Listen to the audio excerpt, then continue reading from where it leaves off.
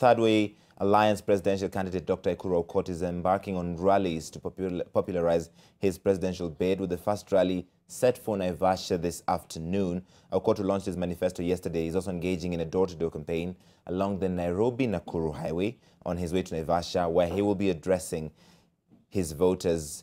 Daniel Mule is following him on his campaign, and we want to go straight now to where Dr. Aukot is, which I understand is in Ekaidhano, that's in Kikuyu, in I believe in Kiambu County, and we see right now, we've got live footage from there. That is Dr. Ekuru Aukot, who is engaging some potential voters. Is in a game of pool, I believe, in this area. Let's just listen in for a moment, and then we'll bring up Daniel Mule to talk with him.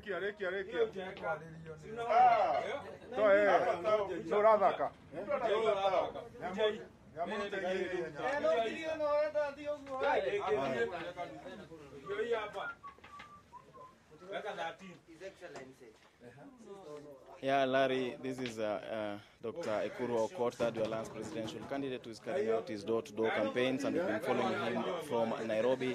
He's on his way to Naivasha, where he'll be launching his campaigns just a day after launching his manifesto. So he's carrying out roadside campaigns, talking to residents, and here right now we're at Ekaidhano in Kikuyu, where he's engaging in a game of pool with some residents here.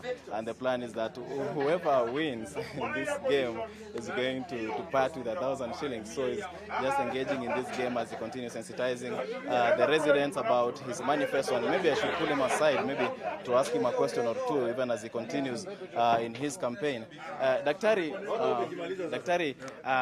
you've been carrying out these campaigns, you're engaging in this game of pool with the residents, talking to them about your manifesto. Right. And please look at the camera.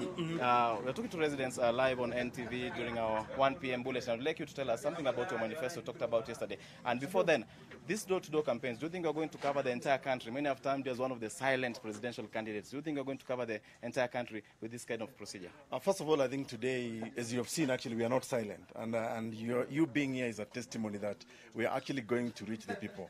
One thing that is clear about our campaign is that it's about people. And that's why you can see we are here with the youth of this place called Militano.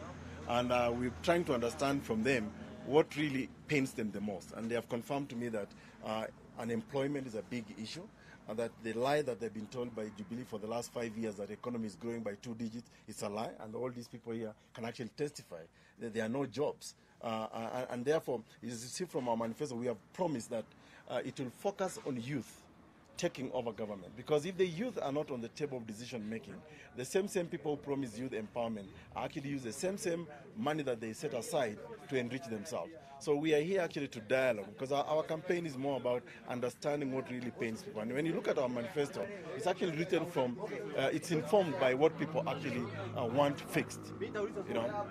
Yeah, you talked about the issue to do with the tax, and you said that those people who are earning less than 30,000 shillings are going to be exempted from tax. Yeah. Do you think that is the solution, or the solution is to broaden the tax base, so that maybe, because they say like only 2% of those who earn are the ones who are taxed when it comes to the income tax? Don't you think the solution could be maybe broadening the tax base so that the percentage tax reduces? Actually, that's precisely the point of our campaign. We are focusing on economic and social injustice. So imagine, for example, a young person like this one, he gets a job of 30,000 a month. He's being put in the same bracket with the people who have stolen money from this country. So your 30,000 per month is taxed together with somebody who has 1 million Kenya shillings a month. So we are saying that's an injustice. So our proposal is to remove people who earn 30,000 from taxation. And we are also broadening the tax base by actually abolishing VAT, and we are introducing sales tax at a maximum of 3%. That means these young people, wherever they get a job, they are able to buy unga, they are able to buy milk, they are able actually, their livelihood, they are able to have an affordable living. So currently it's prohibitive even for them to buy just a packet of milk, a packet of unga, because of the VAT at 16%. And you see, the question about the VAT is that it's actually taxing a small bracket of people who have got few jobs. So in a country where there are no jobs, So you are taxing, overtaxing, actually, overburdening the same people. We have to wind up because of the news going on in studio. Maybe I'll give you 30 seconds. How are you planning to provide free education for primary, secondary, and university? In 30 seconds so that we wind up. Okay, first of all, if you look at our proposal on how to arrest corruption, we are able to fund all our education from primary to university. And I think because our industrial proposal, industrializing economic in every part of the country, means we will generate more resources. We will widen our GDP, and manufacturing, for example, will input more into the GDP. That means we'll have more money to be able to fund our programs. So we have a very elaborate plan on how we can get the money to fund education for free, because education is the only biggest investment any country can offer to its people and especially its youth. That's how other countries in the world have developed. Education, education.